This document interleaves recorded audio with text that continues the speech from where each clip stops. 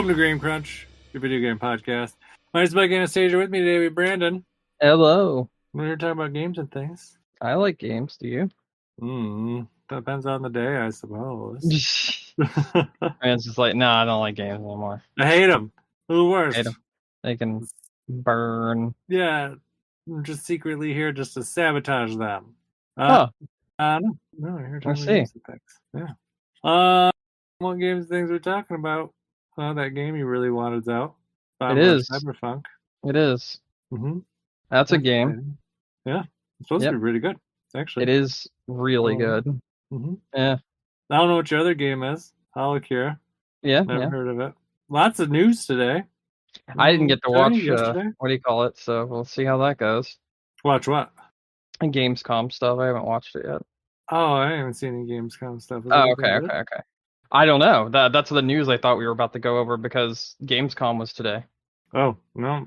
I haven't seen any exciting Gamescom news. They had their opening ceremonies thing and a bunch of announcements and stuff, but I haven't looked into them yet. Oh, maybe they weren't good? I don't think that's true. Okay. Anyways, let's get into it. Yeah, let's get right into it. All right. Well, why don't you start off with Rush Cyberfunk? I want to hear all about it because I hear it's very good. It is very good. Where do I start with this game? Okay, so this is just Jet Set Radio and everything except name. Like, quite literally. There's a lot of extra things here that weren't in Jet Set Radio, such as the ability to use different kinds of modes of transportation, such as a BMX bike or a skateboard. In fact, you first start out with a skateboard as your main thing instead of like rollerblades or anything like that.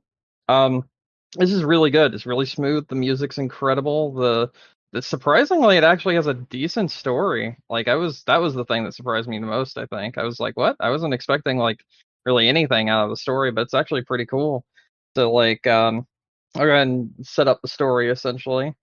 You're playing as the main character. He's one of the like 3 leaders of like the main gangs in town, which is just, skateboard punks that spray paint stuff against the system. You know how it is.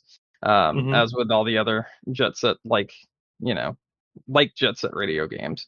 And anyway, so you're in prison. You don't really know why you got put in prison, and you get busted out by someone. And as you get busted out, the main bad guy, I guess, of the game decapitates you and steals your head. Okay, that kind of sucks. Yeah. So you lose your head, and you wake up, and now you have a robot head on. Well, wait, I'm confused. So wouldn't you like wake up with like just being your head? Why? I got decapitated. Yeah, but your brain would be inside your head. So why wouldn't you be with your head? Why are you with your body? See, that's the interesting part, right? Okay, yeah. So you take the body of the number one like tagger and skater in the entire world, and you've now been replaced with a robot head instead. So, whereas you were playing as that character, now you're playing as a different character known as Red, which is essentially the same character you're playing as before, like all his skills and that sort of thing. But Red is a robot head. Okay. And for so some you're reason, the robot head now, not the person who is decapitated. Correct. Gotcha. You're just using that person's body. Yeah, but that makes so much more sense. Somehow, the memories of that person and the robot head are fusing together with these 2 bodies fused together, and you're kind of having this sort of out-of-body experience in between stages where you're getting bits and pieces of both people's backstories, and it's super neat the way it's working.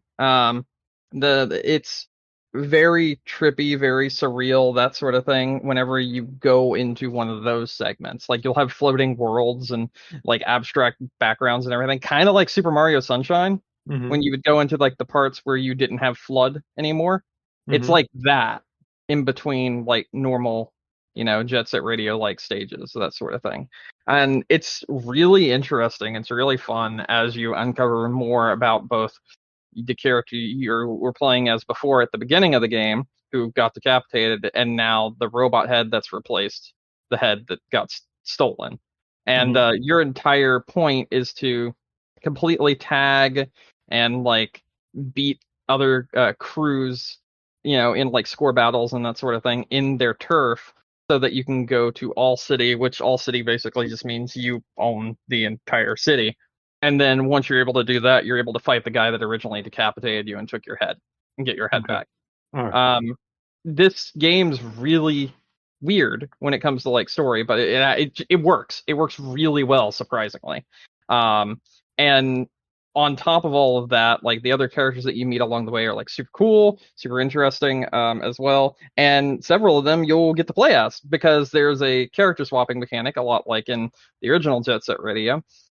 But as you like unlock more characters, you also get more story. So like the character I'm playing as right now, which her name is Vinyl, she was like the henchman of the big bad guy that decapitated the main character. And she knows stuff about your past, and the reason why you're playing as her is because the character that you were playing as before, Red as he's called, which is the robot head and the body of the main character, that guy, he's out of commission right now. Mm-hmm. So you literally can't play as him because he's out of commission. So I'm playing as one of the other 3 characters that I've now unlocked. And just in general, the actual tricking systems are really interesting, because as long as you can keep like a manual going and keep doing tricks and that sort of thing, you can keep your combo going as well. And as you like lean into corners and do like things like that, it allows you to get like a speed boost, which allows you to go faster. And each time you get like a speed boost by leaning into a corner, you also get like a times multiplier added to your trick score. So as long as you keep it up without dropping it, you can just like keep going up and up and up and up and up and up and up on the multipliers and that sort of thing. And there's also like little things, like these little robot things, and if you like hit the robots, they like spin around circles, and there's like a certain amount of robots you need to hit, and then it'll unlock a secret room, and you can go in the secret room and you can get like either music that you can play on your MP3 player, which is in your phone, which is of course a Razer flip phone, which has like a messaging system where you get messages from like the people you're playing with and against. They send you messages like, hey, I'm over here, come find me at this place, or like your teammates are like, hey, here's some tips for where you should probably go next, so on and so forth. You also have a graffiti system, because that's just the way it works. But there's a really interesting way that the graffiti system works. Each graffiti that you get is like stored in your cell phone, and your cell phone actually gives you a lowdown of how to draw the graffiti. So like there's a certain stick movement that you do to draw individual graffiti. So you'll have like a list of graffiti that you could graffiti, and you can look at it and it'll show you the exact stick movement you need to input to spray paint that particular graffiti onto the wall, which I think is a really nice touch, because it allows you to like kind of customize the kind of graffiti you're spraying, and not just like, oh, this is a small, medium, and large graffiti, and that's what this is going to be, because you have like 20 different smalls, 20 different larges, 20 different mediums, all these different things. So it allows you to like super customize the way you want. You can't make your own graffiti yet, but there are so many collectible graffitis from doing challenges and beating rivals that like I don't really care, and all the graffitis are kind of themed around the general game and the characters that you play as. So I think it works in either way, even without the customization of graffitis. And there's so much stuff there that you can spray, and there's even an achievement for it. There's an achievement for spraying the walls of a like bombing, as they call it. They call it bombing. That's where the bomb in Bomb Rush Cyberfunk comes from. Bomb is the term for spraying graffiti, essentially. And so if you bomb each piece of graffiti with a different graffiti, there's an achievement for that. So you essentially would have to like collect enough graffiti so that you can make a different graffiti for each place that you spray. And I mean, it's just really cool. Like the music's great, the gameplay is great. I haven't really run into any kind of issues whatsoever. I did have one small problem, but even the developers are great. At the beginning of the game, when I first started it, within my first 2.5 hours of play, I literally soft locked the game. I broke the entire game, and the developer told me to send them my save file and they would manually repair it for me. Now, by the time this was a thing, I already like started a new save. I was like, nah, it's fine. I just wanted to play it right away. So I started a new save and everything. They were like, can you see into this anyway? Because we'd like to find a way to fix this. So I ended up contacting developers and I talked with them for a while. And they were like, yeah, so essentially the glitch that you caused to happen was in the demo build and we fixed it, but somehow putting out the final build broke it again. So we don't really know what happened between the demo build and the final build that broke it again, but you found this glitch, and because you found this is going to help us be able to like fix the game and make it better overall for everyone else. That's cool. Yeah. Well, that you helped make one of your favorite games of all time better. You're right. This game is incredible. When it comes to spiritual successors, like the games we've gotten in the past, it's like, oh, it's a spiritual successor of Castlevania, it's a spiritual successor of whatever. This is easily one of the best. Like it's leaps and bounds ahead of like the competition when it comes to making a game that's like another game, and it's got enough of its own identity here as well that it's also its own thing. So it's fantastic. I love this game. Yeah, I watched a video review for it. And the only real complaint that they had was kind of minor, and they even kind of pointed it out too. They were kind of like, with the music unlocks, you're kind of limited at first, so it takes you a little while to get like, a bit of like a collection going. But once you do, no big deal. That is a fair complaint, but new tracks play just because you enter a place. The music unlocks are only for like if you want to choose what music is playing. Otherwise, each individual area has a different track playing, or a series of different tracks to play. Yeah, I think they're kind of, what was it? It was kind of, I think they said it was, you can correct me because I'm, paraphrasing from a video I watched very quickly, but, it was just like initially it was like maybe like 3 tracks, and then you got kind of more as you went Yes, through. That's true. Yeah. Each like area that you're in gives you like 3 tracks, but then you can also find the tracks like hidden in like trick areas and everything, and when you find those tracks, then you can pull them up on your cell phone and you can play any track you want once you've done that. Yeah, and that's why I said they were kind of like, maybe like it wasn't really a complaint, but it was kind of like the music's just so great, just wish you just kind of, the music is fucking fantastic. Yeah. Yeah, so they were just kind of like, you wish you just kind of initial, more selection right away, but you get it so fast, it's not really, it's kind of more of a nominal thing. So yeah, so this game has, so I may have mentioned before, 2Mello is a guy who has made his branding of music based off of Jet Set Radio. He's a massive fan of Jet Set Radio, so he made like an entire album dedicated to Jet Set Radio, and then he made 2 more. He's in this game. Okay. So he finally got to be in what is essentially the spiritual successor to Jet Set Radio. But not only is he in the game, so is the original creator of the music from Jet Set Radio. Okay. So like this is like quite literally a love letter to Jet Set Radio fans. Like every step of the way, this you can tell that the people care about this game a lot. And I mean a lot. I was a little hesitant when I initially bought this because this is a $40 title. And I was like, I don't know, but no, I'm so glad I picked it up. It is incredible, like top to bottom. I've got like nothing but praise for this game. That's excellent. Yeah, I mean, it always has it, like you said, kind of with those spiritual successors because you don't really know what you're getting. But I said everything I've seen for this game has been excellent. I think they even said like kind of the Switch version runs pretty solidly. They really didn't have any complaints. I don't think that I saw. It kind of made me tempted to, maybe consider it, but you know how I am. I'll wait. Yeah, I highly recommend it. There's actually, supposedly, I cannot confirm myself because I didn't get it on Switch. I have it on PC. But supposedly, there's a 60 FPS experimental mode on the Switch version where you can tick it on, and it makes it so it plays the game at 60 FPS instead of 30. Like, you'll have some drops, but it will mostly be 60 FPS.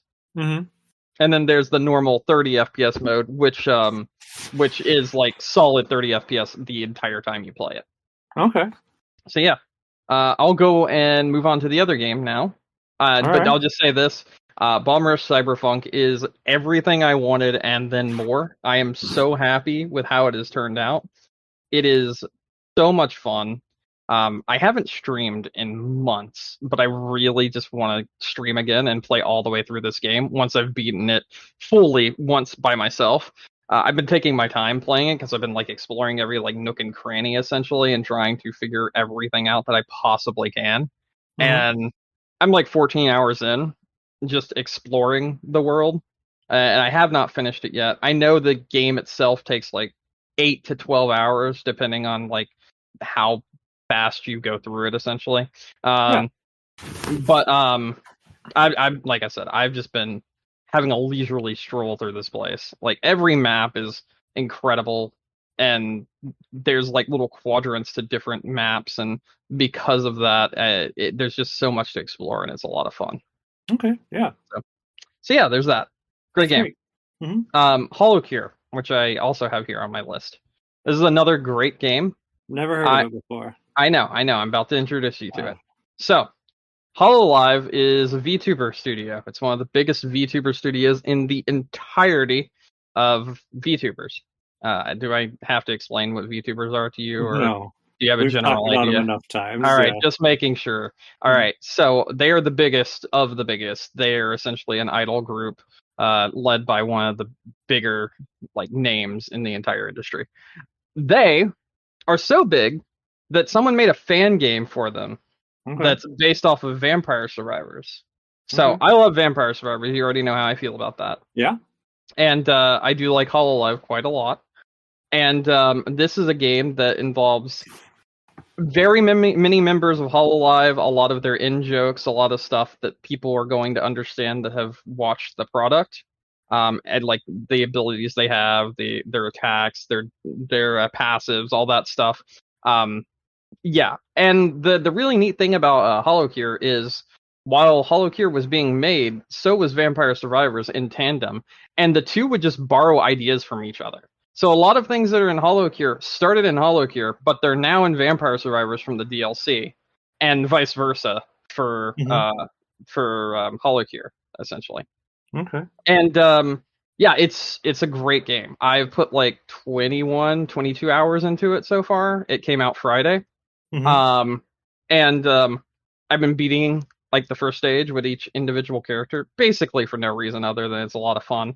Again, this is a lot like Vampire Survivors, but it's based around the entire Hololive franchise, essentially. Yeah. They introduced a new mode that's like it's got like fishing and farming and like a whole house that you can like modify and like build up and put different items inside of, and it's pretty neat. And I just in general I've been playing this one a lot. I introduced it to Katie and she's been playing it a lot. My friend was the one that told me to get it when it comes to Steam. It's on Steam now. It works on Steam Deck. It works amazingly on Steam Deck. It's free. That's the big takeaway. This is a free game. And the developer has quite literally been like, do not try to give me any money. I don't want it. I am making this as a passion project. I don't care. And it turns out the developer of this game, which I didn't know this, the developer of this game works on several like animes and animated like openings for like other video games. Like this guy is like very well known in the industry, but he also like really likes Hololive. So like he just in his free time made a free-to-play game that's similar to Vampire Survivors that in some ways is actually better than Vampire Survivors and is excellent, and he just released it on Steam for free again. So yeah, totally awesome. That is really awesome. And does it compare well to Vampire Survivors then? Yes. I would say in some respects it's even better than Vampire Survivors. Oh, interesting. Especially if you like understand the source material, because there's a lot of love and care that went into this game if you understand the source material. This game like is so well done with like the way they portrayed Hololive that Hololive like VTubers are actually streaming it now and like seeing the in-jokes that are being made at their expense, and they're just losing their shit because some of them are so funny and so very true, and it's pretty good seeing their reactions to it as well. Nice. So is this going to be, I don't know. I don't know. Is this a game you're going to be playing for a while, you think? Or do you think it's... absolutely. Yeah. So I have played this game since it originally released on itch.io. And when it was releasing alongside Vampire Survivors like the same week. and when they were like basically copying off of one another. I've played the game since then. So I have a general idea, but with their 1.0 release, which is their official release, and with them finally putting it on Steam, now having the ability to play it on my Steam Deck as well as like this, that, and the other, makes it way easier to play more of this game. And it is a very fun game that I'll just put it this way. Like, Katie started playing it at 7 p.m. Okay. All right. We had some food. We ate food and everything. Mm-hmm. A little bit later, a little bit later, I went in to check on her, and I was like, "Are you gonna eat?" And she's like, "What are you talking about?" I'm like, "You've been awake for quite a while. Do you need something to eat or drink?" She's like, "What are you talking about? It's just been a little bit. I've just been playing this, and everything's fine." I'm like, "Okay, well, you do know your medication that you need to take before you go to bed is in like 10 minutes." And she's like, "It's 2:30 a.m." And I'm like, "Yeah, it's 2:30 a.m." And she's like, "Holy shit, I didn't even realize it." Ye old civilization curse. Yes, it definitely has the Civ curse of the one more game. And since each game ends at 20 minutes, you can kind of see why you'd have that, like, oh shit, I can't believe that's a thing. So yeah, lots of fun. And one of the really cool things about this new release is I actually am possibly in the game. Okay, why would you be in the game? So they sent out a thing to the people that had been playing it through itch.io, and they essentially said, "Here's a Google Doc. Leave your name here and what group you like the most, like out of all the Hololive members, and I will put the name that you give me into the game, essentially, and you'll be one of the quote unquote fans that can appear in the Hollow House mode. So you can recruit fans to do your bidding for you, such as like grow your crops, get you money, make food, this, that, and the other. You can recruit fans to do that, but it's random." Mm-hmm. But they took like everyone's name that was on the list in the Google Doc and made them into the fans that you can recruit into your Hollow House. And as such, I am possibly one of the fans that you can recruit in this game. Okay, that's pretty cool. But you haven't found yourself yet, I'm guessing. No, because I'm pretty sure there are millions of people that signed up for it. Okay. So yeah, well, I am one person in I'm one drop in a bucket compared to the amount of people that probably signed up for it. Well, that needs to be your mission, to find and recruit yourself. I'm not gonna lie, that is currently my mission. Yeah, already. It has to be a mission. It literally already is. Do they like show you like some sort of like? So you pay 500 coins. You pay 500 coins, right? Uh-huh. And then you, depending on what character you're playing at the time, if, say, for instance, I'm going to go ahead and give my example. So I like Mori Calliope, who is Grim Reaper and a rapper. Okay. She's kind of a meme, very stupid. She speaks English, and I actually know who she is from her other gig. I'll just leave it at that, because I know I've like heard the artist before, essentially. So I knew instantly who it was when they appeared as a VTuber. I was like, oh, I know who this is, because I had already heard their music before in the past. Yeah. So more or less, I really like them. And I like their persona and their character and whatnot. So I signed up to be one of their fans, and their fans are called Deadbeats, and they're skeletons that have like they're like skeleton gang members, basically. Mm-hmm. So if I play as Mori Calliope in Hololive, in Hollow House mode, then you pay 500 coins, and the first person that's going to be on your list is going to be a random deadbeat. So since I signed up to be a deadbeat, that first person could be me. So I could continuously pay 500 coins and check, is it me? Nope. All right, 500 more coins. Is it me? Nope. Okay. Is it me? Nope. Okay. I could do that all day long. It would take a long fucking time, but I could do that all day long, essentially. Could you save scum it? No. No, you can't. Not that I'm aware of, but also I think it'd be more rewarding to actually find myself by grinding and then also like doing that sort of thing. So yeah. I haven't done it yet, but if I happen to come upon myself, then I will absolutely hire myself. Same with my other friends that signed up as well. Did you guys all sign up for the same group? We also no. So they signed up for different groups because they like different VTubers than me. So, it gives you the one that you're playing as, and then it gives you a list of other ones at random. So, like, you may have one from this group or this group or this group or this group. So, if I see them from the other groups, then it's a chance that it's like, oh, this is the one my friend signed up for. Is that my friend's name? Nope. Okay, cool. All right, we'll just move on then. That sort of thing. So that's where I'm at. Is there like an avatar for you? Like you find it, or is it just something generic? So there is a like logo for each VTuber. So like Mome is an owl girl, so she has like this special little owl friend, and the owl friend is the logo essentially for each one of the fans. So it'll be one of the owl friends, and then they'll have the name above them. So it'll be like this owl friend, and then so and so's name, basically. So like for me, it would be this skeleton gang leader guy, and then my name above it. That's what it would be, essentially. Okay.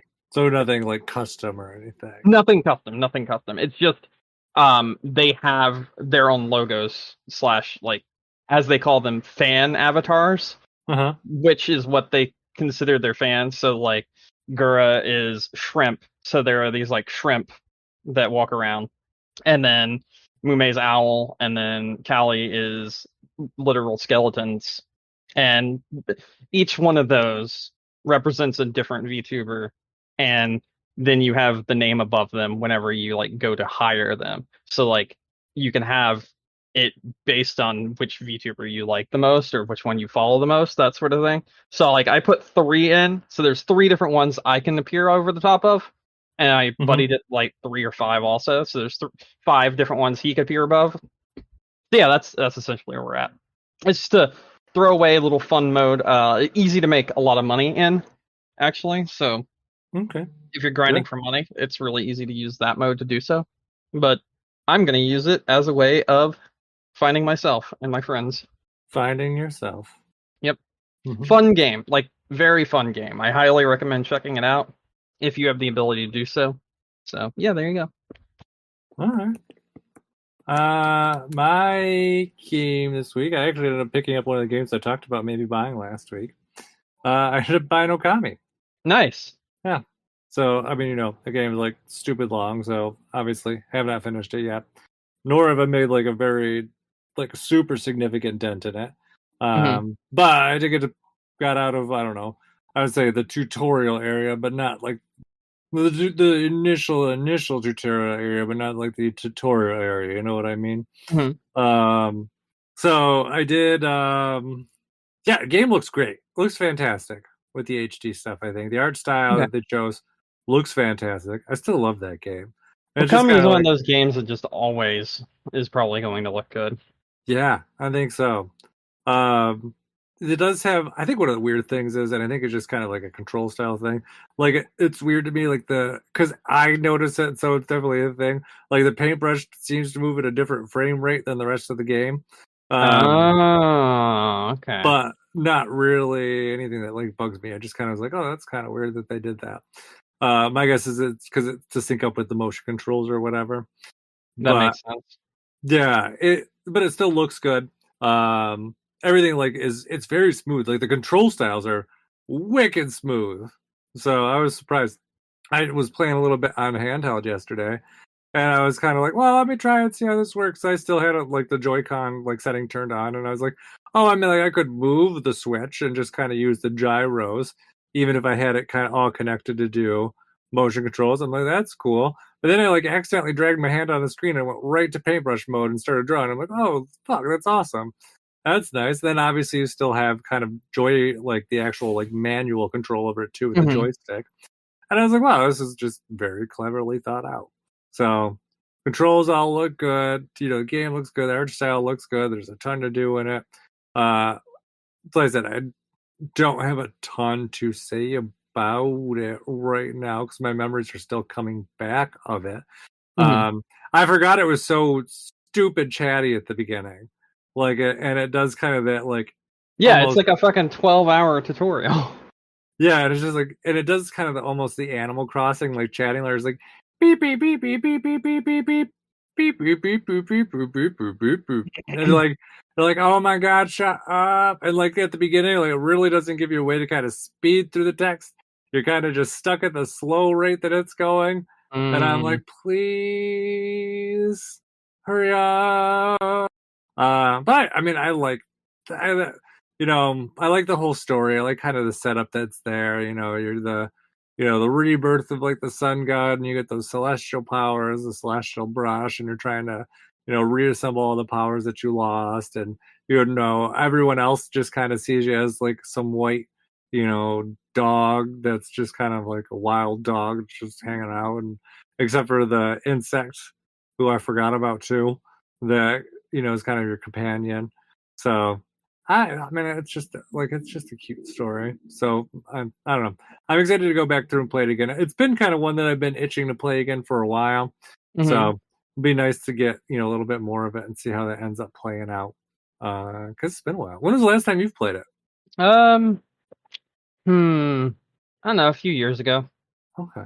Yeah, I mean, I feel like I want to say when I got my PlayStation 3, there was I bought it on Switch. I definitely played it back on when it came out on Switch. Oh yeah, that's true. You did say so. It had to be within the last 5 years or so. Yeah, definitely. I want to say like maybe 3 years ago. Yeah, I mean, I know I got definitely it on sale. Like I'm positive I got it on a sale.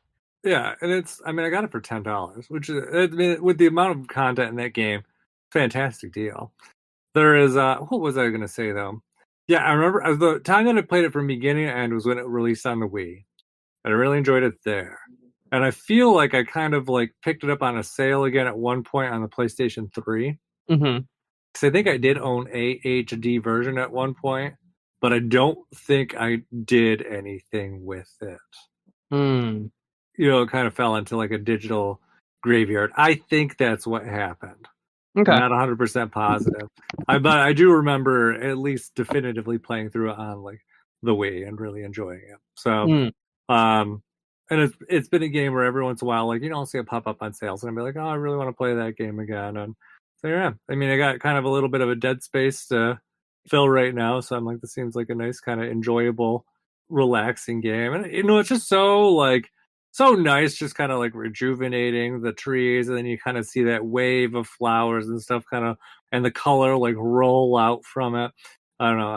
That was always kind of very like refreshing and fun to me. So I like that stuff. I don't really have anything bad to say about it. There still is those. I always just kind of have like some of the like paintbrush like commands can be a little finicky sometimes. Where it's kind of like, oh, that's not quite a straight line, so don't know what you drew. Like, I was trying to draw a straight line. Don't fuck with me. So I'm like, I'll try again. But I mean, that's really it. That's the only kind of control issue I have with it. Everything else is just very smooth, very nice. I had to I feel like it's like a weird game with the camera movement. Like everything was inverted for me initially. I had to invert everything in the controls. So I feel like usually it's always the opposite the way that they had it set up there. But I mean, the option's there, so it's easy fix. Okay. But I think that's all I have to say about Okami right now. Unless you have any extra thoughts on it, just because it's been not so really. long since I played it. Yeah. So I mean, obviously, I'll come back through and I'll share more thoughts on it. Hopefully, I'm not like super ADD and jump to something else by next week. You never know, but that's kind of at least where I am with it right now. So yeah. You ready to go into news? Sure. All right, new stuff. One thing I didn't put in here, and it's kind of relevant to at least my excitement this last week, because I was really excited for it. The new Splatoon amiibo, okay, or at least announced. So they did the nice. Yeah, they did amiibo for what was it, Deep Cut? That was what the idols were called in Splatoon 3. Okay. So you get Fry, Shiver, and of course Big Man, the best of all the Splatoon things, and an amazing amiibo. I'm so excited for it. They come out in November. So surprisingly, out of all the amiibo that they've announced in the pipeline that are coming soon, this one just kind of came out of nowhere, and it's coming the soonest. So, yeah. That's very exciting. I think it's going to unlock some new like costumes and stuff for Splatoon 3, so it's always exciting. They just kind of announced a new Splatfest too, and it's kind of, pick your favorite idol, Big Man, Fry or Shiver again. But I think kind of what's interesting with that, I guess, is Splatoon 3 is turning a year old, and I don't does not feel like it's been that long already. Like I just kind of still feel like that game just came out. So yeah, it'd be a year in September, so it'd be very exciting. I mean, that could be a fun Splatfest. I don't know, but yeah. So there's that. Nintendo has some big news to get out of the way this week. Charles Martinet stepping back from the voice acting. Yeah, I saw after this. 30 years. This one was weird. And confirmed he is not in Super Mario Wonder. So the voice acting that you heard in the announcement video, presumably not him. I guess people initially when they saw it, they're like, that doesn't sound like Charles Martinet. Something sounds off. Well, if that was you were right. You're right. Mm-hmm. You're interesting. Yeah, that they is. kind of. I'm sorry. Oh, are you? I was just gonna say that's so odd to me that like they just kind of dropped that bombshell out of nowhere and they're like peace and just left. Yeah, so I kind of like this is kind of my thoughts on it, because they did that kind of like cryptic like red background message on Twitter. They're like, just so you know, Charles Martinet is retiring. He's going to be an ambassador for Mario now, and he's going to go to events and see people. Okay, well, hold pause on that. We'll come back to that in a minute, because there's a lot to unpack there on its own. But kind of the initial thinking why they kind of dropped it and kind of GTFO'd. My thinking is, Nintendo Direct has to be around the corner. So it's the end of August. They always do one in September. They have to do one for their fall games and kind of tee up, early 2024. So we know it's coming.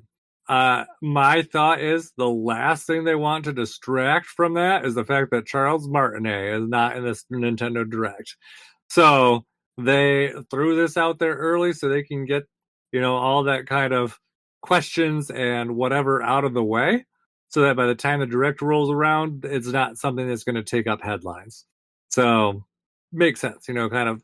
They've done this before with Zelda things, it's kind of like, a Direct's coming up and then like 2 weeks beforehand. I feel like they did this with either Breath of the Wild or with Tears of the Kingdom. Like they don't put the delay message in the Direct. They put out the delay message before the Direct. So they're just kind of like, hey, this isn't coming. And so everyone gets all their hatred out of the way beforehand. So they don't hate the Direct. They hate the stuff before the Direct. And then by the time all their anger's out, then it's time for the Direct. So you got that.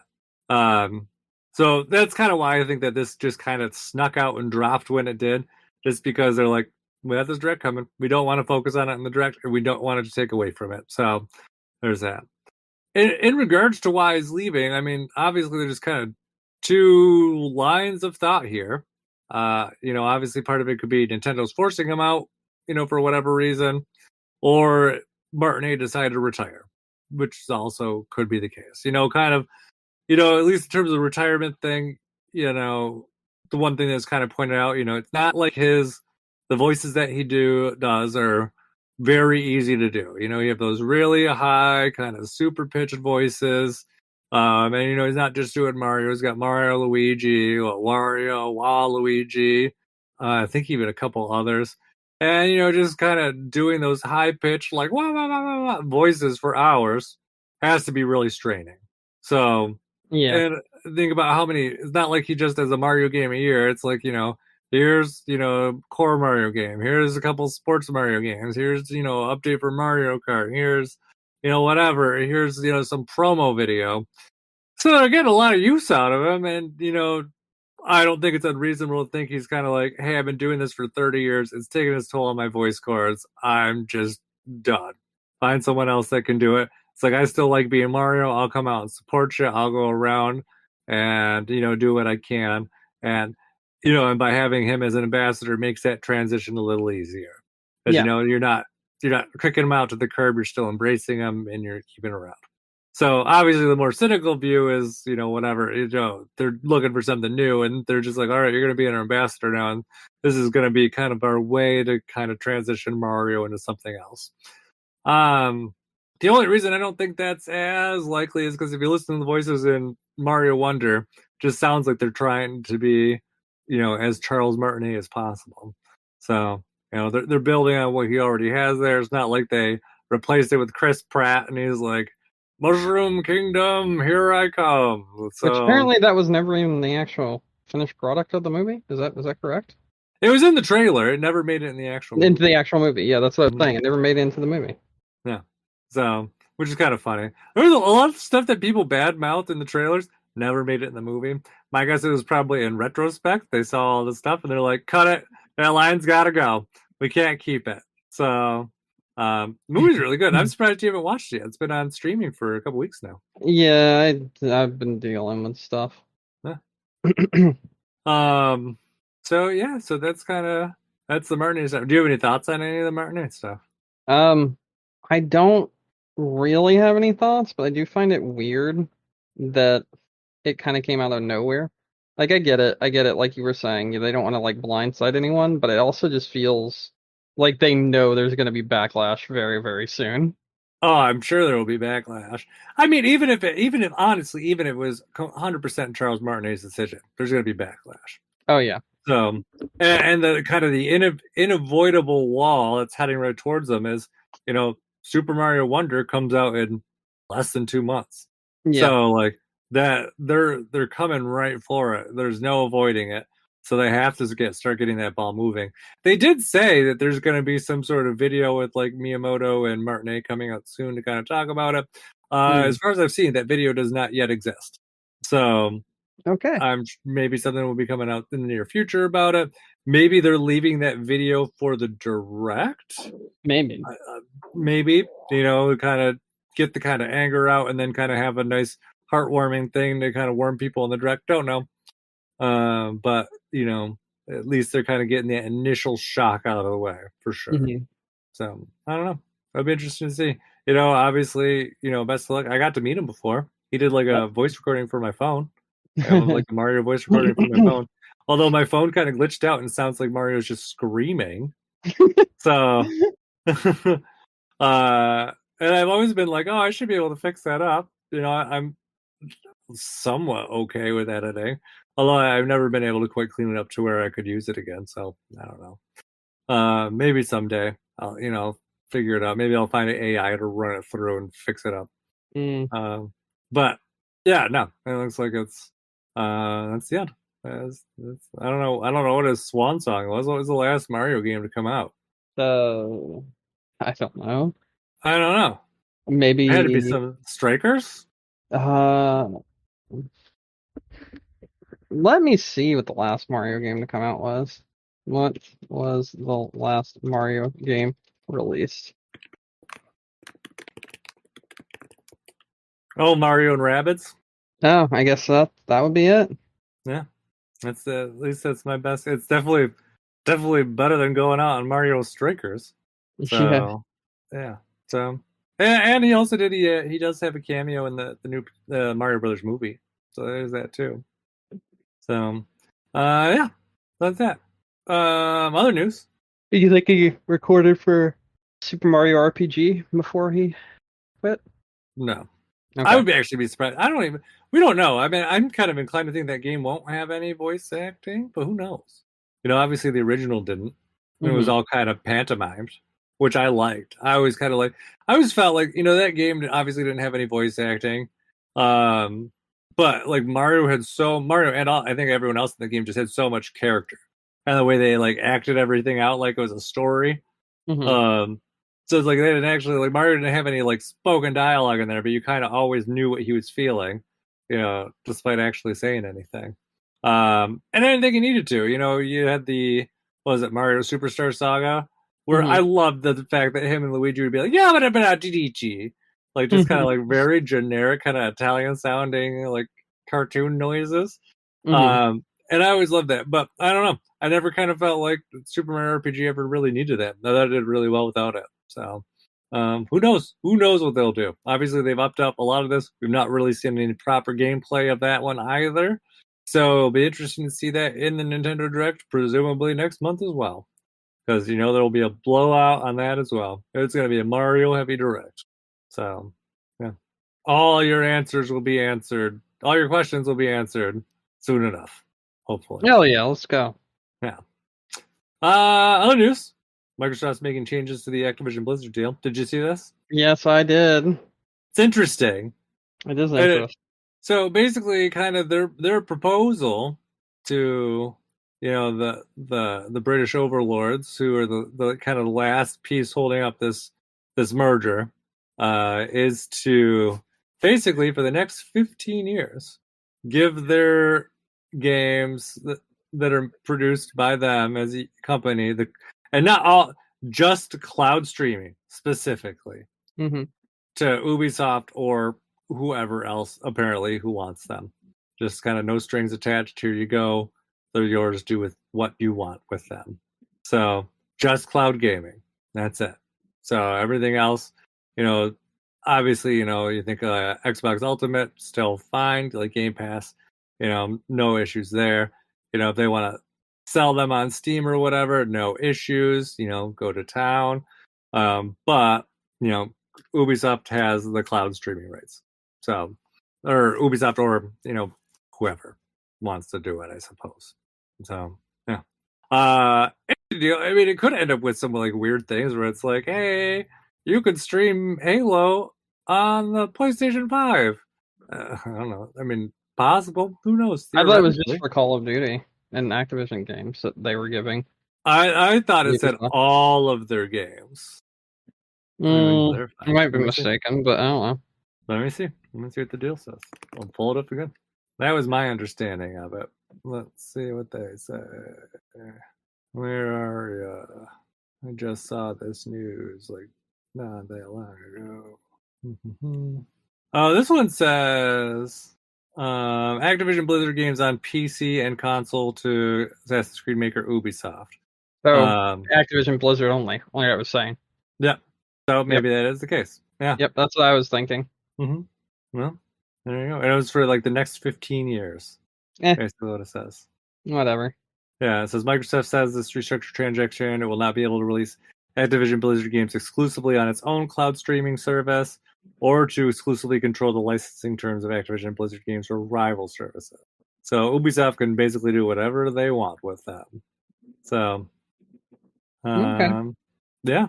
So, interesting. We'll see what happens with that regardless. So, I mean, no Halo there, but obviously you could get Call of Duty. Yeah. You could get StarCraft 3. Yep, that is it. Mm-hmm. I think it's only things that are. Is it only things that are coming out, or is it all games? I do not know entirely. Yeah, obviously, kind of the wording that people seem to be putting out seems to be making it as not as straightforward as I had thought originally. But yeah, but I mean, obviously, this is kind of a good workaround for them. Really, cloud gaming market's just dumb. So just giving it to Ubisoft, it's kind of like, here you go, just do whatever. I really don't care. Just let us have this deal. Fair, how much money are you really losing on cloud streaming? Probably not much. And obviously, kind of, just having that library, available on Game Pass or whatever, far more valuable than anything you're gonna get from streaming and cloud service. So, yeah. So it's interesting. It'll be interesting to see what happens. So there is that. Any other thoughts on that? No, not really. I mean, I get it. It was like the only way they'd be able to do what they're doing, but I don't know. Yeah. Well, like I said, I don't know. I feel like it's not really a real concession. So, like, no, not really. Yeah, like Microsoft's probably like, oh, we don't care. Here, you can just have it. We can do whatever. Yeah, so there's that. I did actually kind of rewind back to the beginning of the podcast. I did look up like kind of the Gamescom news stuff for today.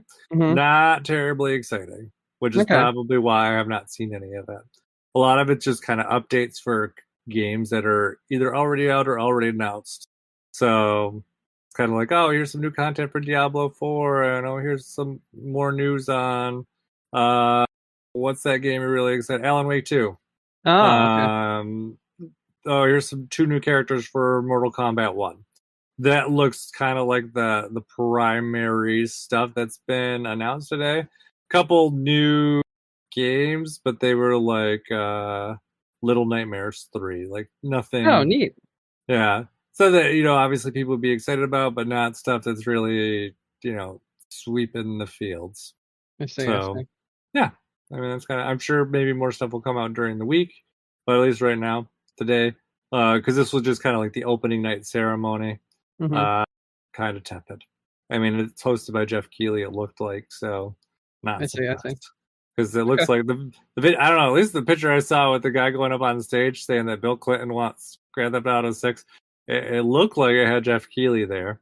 So I don't know if it was just kind of an I think he's the inappropriately host. bold picture, but I yeah, think he's the host. exactly. So. So we know how his Also, hosting shows but go. also this is starting to feel like planted. You know what I mean? You think this is just because he's like, oh, we got all that stuff from last time someone did this on stage during my thing, so I'll do it again. Kind of. Yeah, I actually do. Coincidentally, I did see that they announced the date for the Games Awards this year. It's like the first week of December, like usual. Nothing exciting, but he did at least threaten us with that again. So yeah, fair. Yeah. All right. Anything else you want to talk about today? So do you know about the show Metalocalypse? No. Okay, then no, I don't have anything else to talk about. No. I did watch all the John Wick movies. I just remember that. I haven't watched the fourth movie yet. I haven't watched a lot of movies yet. So DJ has been dying to watch John Wick 4. Mm-hmm. So we watched 1, 2, and we even saw, like, last time I saw 3 it was like in theaters. Like we saw 3 in theaters. So we've been kind of excited to see John Wick 4. I would say it's a movie that's kind of disappointing compared to the other 3. That's a shame. Yeah. Is it a bad movie? No. Some questionable decisions though. Okay. I'd say. Definitely runs an hour too long. And like the story, like I don't know if you remember how John Wick 3 ends. Where he left the group and he's going to be hunted by everyone? Is that it? Yeah, and he gets well, that's kind of so that kind of happens at the end of 2. It's kind of the story through 3. Yeah, and he thinks that he thinks he makes an alliance at the end of 3 and he gets betrayed at the end. Yes. Yeah. So it kind of ends with that, kind of betrayal, and obviously like a very open-ended kind of ending there. That is almost negligible in the first 5 minutes of the movie. Oh, okay. And I was kind of like, that's really disappointing because there's no payoff from that. They just kind of like, oh, we don't know what to do with this, so let's just kind of fix it fast. Damn, that's a shame. Yeah, like I said, that was kind of, and there's a really comical scene at the end where, not really spoiling like plot, but just kind of like a description of what happens. He has to get to the top of this flight of stairs, like a very big flight of stairs. As one does. Yeah, we're in like a certain amount of time, and then obviously he just about gets to the top, and then like a bad guy like hits him just right, so he falls down, and he gets to like a landing, and then he keeps rolling. And he keeps rolling downstairs. Then gets to the next landing, and it's a bigger landing. But no, he just keeps rolling down. Keeps rolling down. And then he gets to the next landing, he keeps rolling. He like goes halfway down the stairs. And then guess what? That guy's caught up to him again already. Hits him again. He rolls all the way back down the fucking bottom. Just like, oh my god. This scene was already way too long, and now you're at the bottom of the fucking stairs again. That was kind of annoying. But yeah, I mean, it still has this kind of cool choreographed action scenes, which I think is kind of why people like it anyways. So it's not really always. I would say John Wick movies are not like super story driven. They have cool lore, I think, and they do have some like neat set pieces. But yeah, this one just as a kind of a closeout to what they had already done, kind of disappointing. Although the TV show comes out next month. Oh, I did not know there was going to be a TV show. Okay. Yeah, so they're doing a 3-episode prequel called The Continental. It's set in the 70s. And it's kind of about the backstory of like the New York Continental and like kind of the characters there. And that looks like it'll be pretty cool. And I guess it's 3 episodes, each one's like 90 minutes long. So basically like 3 mini movies. So yeah, I'm a John Wick fan. I look forward to that. Otherwise, yeah, that's kind of my I don't know. That's definitely all I've done this last week, I would say. Okay. Mm-hmm. Ready to wrap up? Yeah, I'm think I'm good. I'm gonna go have some dinner after this. All right. I'm hungry. Gotta eat some Yeah. pizza. All right. Thank you everyone for listening to us tonight. Don't forget to find us on iTunes, Stitcher, Google, Amazon, wherever you get your podcasts. We also have our website, game-crunch.com, where you can catch all our latest episodes. If you want to reach out to us, we're on Facebook, or you can send us an email, gamecrunchcast@gmail.com. Brandon. Hey. Any final thoughts? No, I'm good. Okay. Well, that said, my name is Mike Anastasia. You can find me online. I'm Clash of Penguin on Twitter or your favorite gaming console. Until next week, game on. Game on.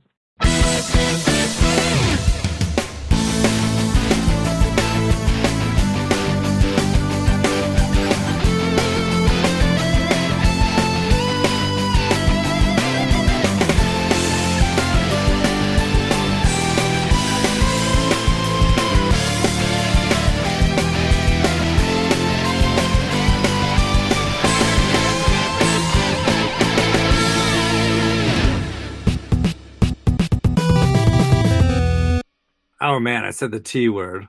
I've been so good at avoiding it too. Twitter. Yeah. It's been weeks.